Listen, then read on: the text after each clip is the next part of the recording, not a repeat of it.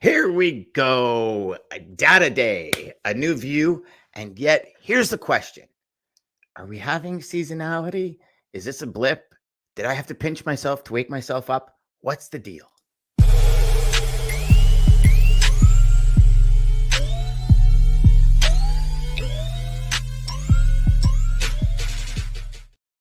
Gents, data day. Happy data day today. Hey, the Dean's Right show, we should call it, right, Dean? Dean's Right show. So, question for you. Dean, when you sent me this message the other day about what we're going to talk about today, kind of had like a mini aneurysm, a mini, whatever they call it, API or ETI or where conniption fit. Yeah, something. Let's talk about seasonality because we're seeing, I guess, would you call it mixed reviews, Jeff? I guess it's probably called mixed reviews, right? Yeah. Or probably. Yeah. So I would think so. Yeah. So Diener, take the floor. Explain this to us, brother. Yeah. So this is no surprise that we're seeing seasonality 3 weeks out from Thanksgiving, right on cue. Freight volumes shift up. So it's turkeys, it's ham, it's Christmas trees. If got a bit of a kickstart with Halloween pumpkins. So, but that doesn't move the needle nationally. But when you start to get into big volumes of fresh turkeys out of the Midwest, out of Joplin, Arkansas markets, right up into Minnesota, out to North Carolina, which is the number 2 state for pork and turkeys, you start to see capacity start to tighten in those markets, sufficient to move the national needle. So, after rates bottoming out for, it seems like forever, they went up last week for dry van and went up more significantly, went up nearly 5 cents a mile for refrigerated. So the rate of increase was a little bit higher than what we'd normally see, but that's, I think, because we're coming off a much lower base. So again, seasonality, no surprise in the spot market as volumes start to increase. I think the bigger data point is, and of course I should pause there, rates will continue going up until Thanksgiving when we look at our forecasts. And then they start to drop off a little bit, and then they'll pick up again before Christmas, and then they'll drop off again. So, but when we forecast out into next year, rates are still fairly flat. Like there's no massive recovery in both contract or spot rates on the horizon because there's just no real signal from the market that things are going to improve fundamentally. So we're sort of forecasting rates to be flat, and this is going to sound bad, but at about the same levels they're at now, well into April and May. So, and again, that's when seasonality in spring starts to pick up, right? So this is going to be a fairly rough 4 or 5 months, I think, for a lot of folks. We just don't see any lift in the market that would bring rates up for both carriers and brokers. Shippers are still going to have pricing power. Some of our pessimistic 12-month forecasts, and I don't put a lot of weight in them that far out, but they're still a little bit lower than where they are now. That would suggest that shippers could even have pricing power well into the third quarter. So long way to go before we see those start to tighten up. The error band when you get out to 12 months is fairly wide, but the short-term 35-day forecasts are always spot on. They run at about 96% accuracy in terms of predicting what rate view was going to be. So that's sort of the scenario there. Regionally, there'll be some very tight capacity. Imports have been going up on the West Coast. Naturally, spot market capacity is tightening and rates are going up. The Diwali festival starts on the 11th, 11th, 12th this weekend. So there's a lot of drivers that are from the Sikh community are going to take time off next week. So you'll see capacity tighten for refrigerated loads out of the Stockton market, particularly in that North Cal, no-Cal market, and then San Antonio, which has got the largest population of Sikhs in the country in terms of drivers. Interesting data point there is that about 40% of drivers in California come from the Punjab region, either, depending on which generation, but it's a very big community. I see my fellow drivers from that part of the world and country in New England all the time bringing produce. A lot of them drive teams cross country and bring produce into the Northeast and then turn and go back. And they do this on a weekly basis. Phenomenally good drivers, have always been some of the best drivers going around. So that brings me to imports, if we could segue to that, because as we joked about beforehand, this could be another episode of Dean's Wrong Again, because I will openly admit 3 months ago, I said, July numbers have to be the peak. Like if inventories really are this full and we've ordered so much stuff, then there's no way we can be bringing more stuff in. Well, volumes dropped a little bit in August, then they picked up in September and they picked up in October. We just imported the highest number of containers into this country this year. And beautiful. Happy to admit that I'm wrong because it's probably good news for a lot of folks. But this is you're allowed to be once or twice a year, brother. That's what I told you from day one. But I think this is important because I don't know many people that are getting this right. A lot of economists have got this wrong this year. You remember we started off with some of the big earnings calls from the big truckload carriers, and they were saying they were basing their revenue and income forecasts on their shipper forecasts, which were very bullish. And we got to the second quarter earnings calls in July, and they were saying, and I can quote some people, our shipper forecasts were all wrong, and demand cratered. And now you're seeing those sorts of things, pop out in the earnings calls we're just seeing in the last week. So this is a very difficult market to read.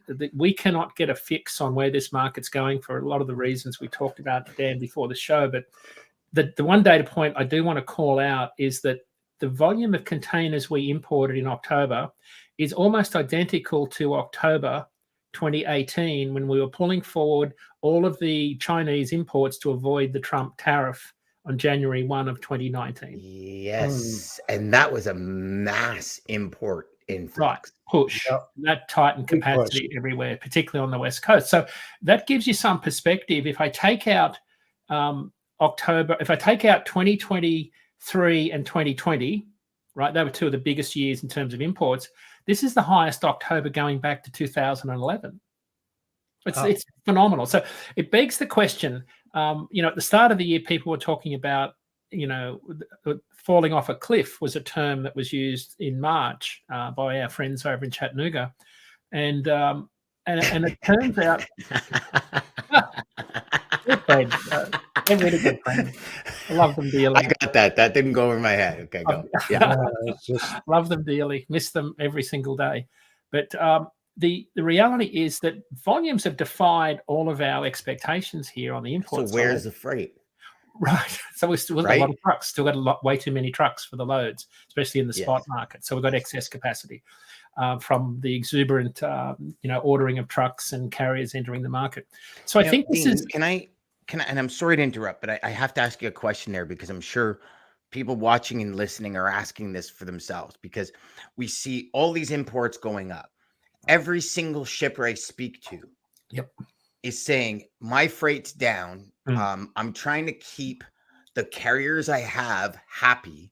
Right. So I'm not really looking to bring new people in for the most part. Now, I'm not going to say all, but for the most part, in all the students I speak to, all the Bridger users that we communicate with and ask what's going on. Most people that I speak to, even a lot of my customers where I'm doing 15, 20 loads a week, I'm down to 5. And I'm saying, is everything okay? Like obviously approaching it more on a service level. And they're like, no, we're having a hard time finding raw material. And we're trying to keep everybody happy because once we find raw material, we're back up to fix 50, 60 trucks a week. And we need to keep the relationships going. So shippers, from what we're seeing, and Jeff, correct me if I'm wrong, or Dean, if you've had conversations, correct me if I'm wrong, they're trying to kind of spread the wealth, understanding that, hey, listen, things are going to turn. And us as a shipper, I need to maintain as many of these relationships as possible. But everybody needs to be on the same page. Like volumes are down, whether it be raw materials, can't produce the goods, but yet imports are up. Like you were just saying that retailers are overstocking. I'm talking to retailers who's saying I'm operating at a skeleton inventory because I don't want to be stuck with 1 million square feet of warehouse space again for another year while we try and sell it.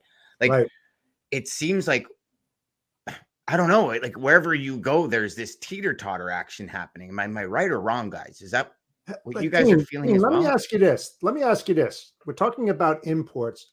What kind of imports are you seeing and what is it impacting? Yeah. What's the vertical? What do you know? Great Yeah, question. I do. It's Jeff, it's always furniture, right? So furniture is our number one commodity. It represents 11% of the year-to-date total. Those volumes are up 4.3% year over year. Number two is plastic products, fairly broad category, up 11% year over year. Auto parts, many different products. Yep. Auto parts, auto, truck, and tires up 10% year over year. Toys up 15%. No surprise at Christmas. Yeah. Bananas up 1%. But, Bananas, bananas are all Houston and San Diego with Dole. That's menswear. Menswear, this is kind of one of those data points you'd have to dig into, but menswear up 280% year over year. Wow. Menswear let me ask you this, 280%. This is really, really relevant, right? Now, take a look at the transit time for all ocean shipments, 28 to 38 days on the water, right? Yeah, before they hit the ports. Now you're seeing, everybody's seeing this, the extension of Black Friday coming in real early. Mm-hmm. So do you think that these shippers planned on this and saying, we have so much excess in inventory, we're going to order early to get that in there, start Black Friday early so that we can make room for the inventory that's coming in, with the expectation we're going to have a hell of a good time on all these Black Fridays? I mean, I'm just thinking about it logically. It just seems that way. And the National Retail Federation kind of almost confirms that with their surveys they do on consumer spending patterns, what they expect. So I think that's exactly what's happened. So yes, inventory's been pulled forward a bit. I think part of this could be also spring inventory coming in. Yeah, true. Right, and I think what some shippers may have done is they may have said, let's take advantage of really low ocean rates. Right, and let's load if they have the warehouse space in their own facilities and aren't paying for it, because then it makes sense to bring it in when ocean rates are low. So follow this thread, because remember we talked nearly all last year about the shift from the west to the east coast and the Gulf Coast. That's going back the other way now, because now the head of the ILA on the East Coast has warned all of the East Coast workers to be ready for a coast-wide strike next year, because we're moving to the East Coast labor agreement for all the East Coast port workers.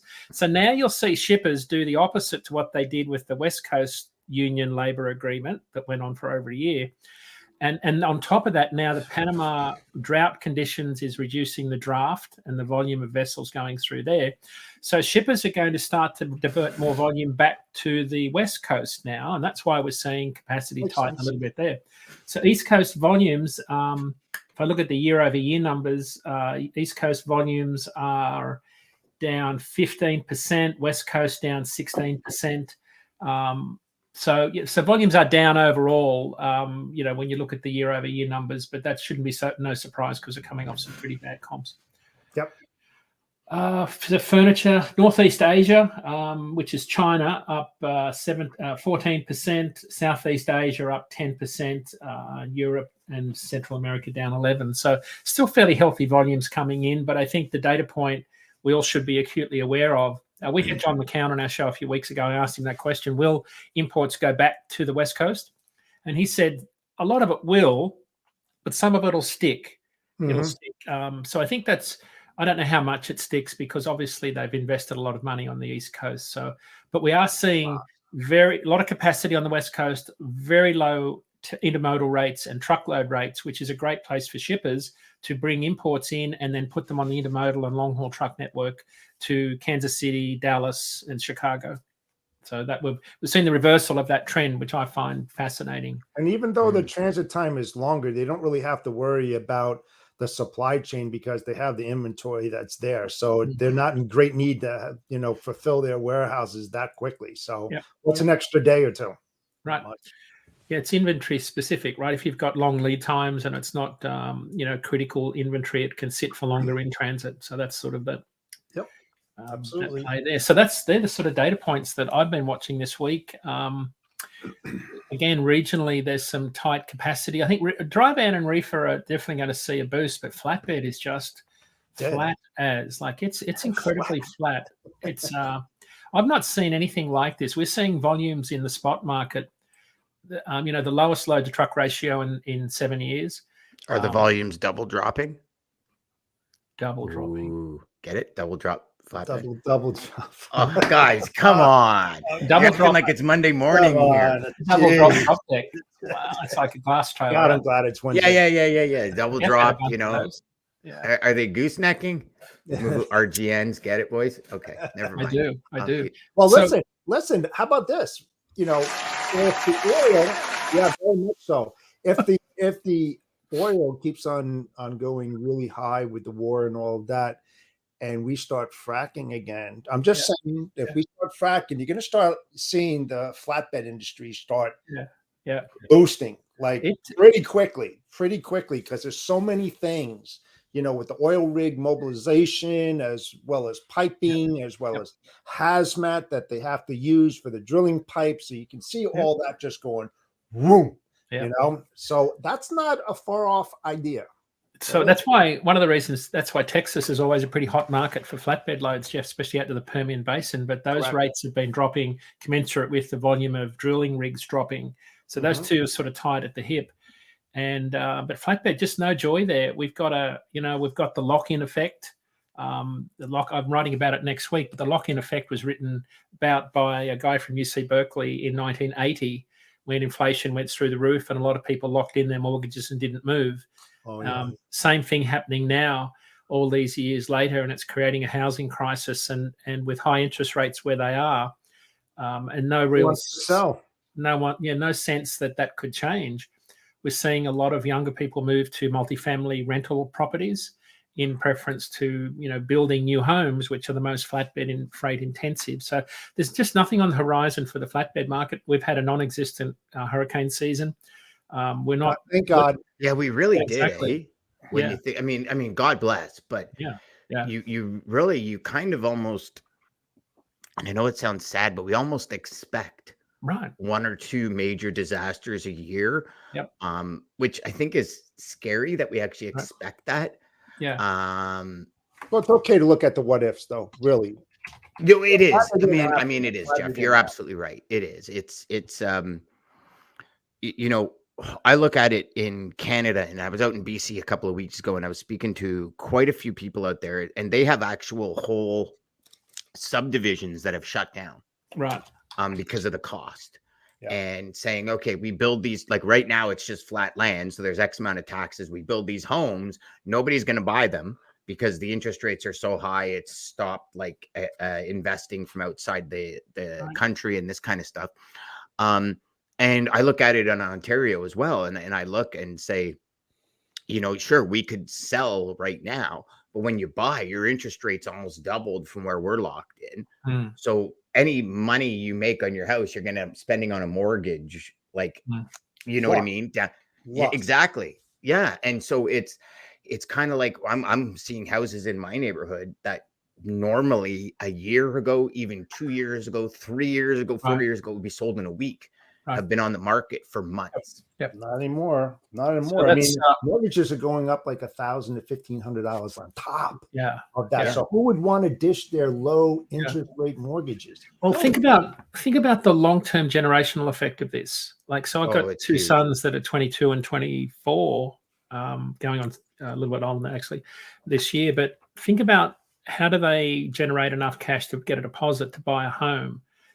It's like, you know, I said to my wife this week, I said, we need to be thinking about our kids living with us a lot longer than we thought, because the prospects of, well, the upside is I've got labor for the yard and snow shoveling. And, what the hell? How do you get all that? I don't get that. What am I doing wrong here? I pay above award rates for shoveling. Come on, get on board the train, Dan. Let's go. Oh. So sound effects are beautiful.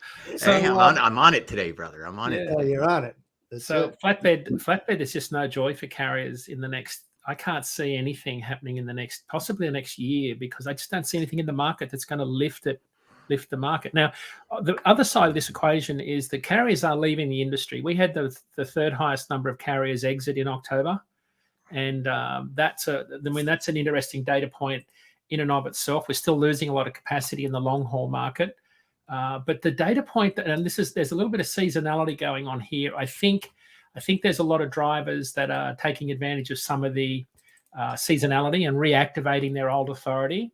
And why I say that, when I track exits and reactivations and brand new carriers for the first time entering the industry with a motor carrier authority, new carrier rates, not surprisingly, are down 35% compared to this time last year. So fewer people joining, right? Mm. But reactivations are up 27% year over year. It's the highest since May of 2021. So there's carriers that have been sitting on the sideline reactivating their authority. It could be a couple of things. Again, this is theory. Could be seasonality. Let's have another swing at this for the end of the year. A lot of final mile demand. Let's do some see if we can take advantage of it. Or it's a final go at this before we go out of business. Like, let's just see if we can make some money before we do that. But the net is that we are losing capacity slowly. But the data point that I just want to sort of reiterate is, we saw when diesel went up after July 4, it surged all the way through to the end of September. That pushed carriers out in October, which is again what we said on the show would happen at the almost what's the third highest rate this year, not far from January, which was the worst month this year for carriers exiting the industry. So if you think about where does this market go from a rate perspective, if carriers keep exiting this spot market, at some point it moves the needle on the spot market, not so much on the contract market, because I still think there's a lot of capacity and we're not seeing the rate of bankruptcies we did in a similar market, which was 2019. We're not seeing that level of bankruptcies, although, Jeff, it's probably, there's a sense it could be increasing, right, by some of the activity in the last month that FreightWaves are crazy over the last month. Yeah. Great journalists at FreightWaves too, by the way. There's some really good journalists over there. Well, and here's the thing, right, is the suppliers, carriers, partners came off of record years. And I think at some point, some of them have to stop and say, all right, am I willing to give up all of that profit to stick in this for another couple of months or half a year or a year? Right. Or do I just call a spade and just decide I'm moving on. I'm moving on to something else. I mean, I don't know. I don't know what that answer is. Sell your trucks to a fleet. And, maybe, I mean, I'm seeing a lot of people now go into companies and kind of buy one or two trucks and dedicate them to those companies. Yeah. And that's all it is for that company's freight. Right. So, I mean, there's a bunch of different ways that carriers are playing this. I honestly think come the end of January, there's going to be a lot more people saying, okay, enough is enough. Yeah. Right. Like I'm not losing what I've worked for the last 15 years for this crap anymore. I'm done. Right. So Dan, I think there's what I call capacity migration that goes on. We've covered this last year, but this time of the year you start to see capacity migrate to different sectors. I think when you look at the carriers exiting the long haul sector, I don't think they're reactivating an authority coming back into the long haul sector. That would be madness. Unless you had some red hot rates, in regional. I think and anecdotally, I see friends of mine doing that, but coming back into short haul regional dedicated work. More money. So I think there's a bit of that. I think there's a capacity shift going on. And then I start to see friends of mine that have been busy hauling mulch with live walking floors, all year now under waste trailers. Soon they'll be under heating oil trailers for winter up here in New England. Sure. So you see this shift in capacity, and there's driving. Another friend of mine, he'll haul liquid food tanks 1 week, chemical the next. This week he's under an RGN lowboy, Dan, without riggers, and it's only a single drop, just FYI. But he's hauling heavy haul this week. Another friend of mine who's a furniture guy, we talked about him, been in it 30 years, relocating people's homes across the country. Because of the housing crisis, no one's selling, no one's moving. He's hauling a flatbed this week. Yeah. So I think it's being able to pivot, right? Being able to pivot is what's going to, and it's like a salesperson. I had a conversation with a student the other day, and he's like, what's moving? Like, what should I be looking for? And you know what, Dean, maybe we can gather data points this week and do the show on it next week. Like, what commodities should salespeople be going after these days that maybe are not so fragile with different markets, right? So we know obviously if housing is stalled, there's like shingles, plywood, wood. Like bricks, grout, concrete, tile, cabinets, like all this kind of stuff that just stops for the most, like, obviously doesn't stop completely. Unless you're renovating. Along with that, right? The paints that paint the cabinets, the stain that stains the cabinets, the you know, the everything that goes into a wood floor, the laminate, the hardwood, so there's all these different industries that are impacted. And maybe if we can drill down, and let's call it even the top 5 and do a show on that next week about kind of these top 5 industries are moving, because everyone I speak to in pharmaceuticals, they're like, we're booming. Yeah, exactly. Well, of course, that will never go by the wayside. Because you think how many people take drugs. I mean, well, and this is it. And there's more people now than ever on prescriptions like anxiety, depression, all this kind of stuff. It takes multiple components to make the one pill, right? Absolutely. So it's like all of these different industries. And this is what I said when I was actually on Freight Waves, was I said, I don't think it's a recession. I think it's an individual area and commodity issue. Because I speak to people in pharmaceutical and they're like, I'm booming. I speak to people in chemical and they're like, I'm booming. Right? Like it's different industries are really getting things done. You know, my customer in the brick industry, he says 2 of my competitors have gone out of business. We're busier than we've ever been. This will be our best year ever. They just can't find product. But from a work order perspective, it's their busiest year ever. So now they're scrambling to find products because some of their competitors have gone out of business, right? So it's like all these different industries, one's here, and it's like this teeter-totter. And yeah, I don't know where I was going with that because I totally forgot, but you guys got my point. Oh yeah, no, definitely. It's like the carrier market, precisely to relative to what you said, Dan. It's like you have this masonry block companies that go out. So the carriers that were there performing their duties just got increased work because there's probably M&A and they switched and they got more business there. Well, with carriers and brokers who set themselves up right now and get the right corral of carriers in there, when that market switches, the same thing's going to happen to the carriers. Right. They're going to get increased rates. They're going to get more freight. The same thing. It's so relative. It really is. It's a good discussion next week, Dan, because that kind of puts a button on this week, because even though imports are up, they're about 10% of truckload demand. Yes. Right. You know, housing, the single family housing market drives a lot of flatbed and dry van demand for, you know, curtains, electrical appliances, things like that. So we probably should drill into some of those industries, because even though some industries are up, other industries are flat to down. So that's a good. So let's do that next week.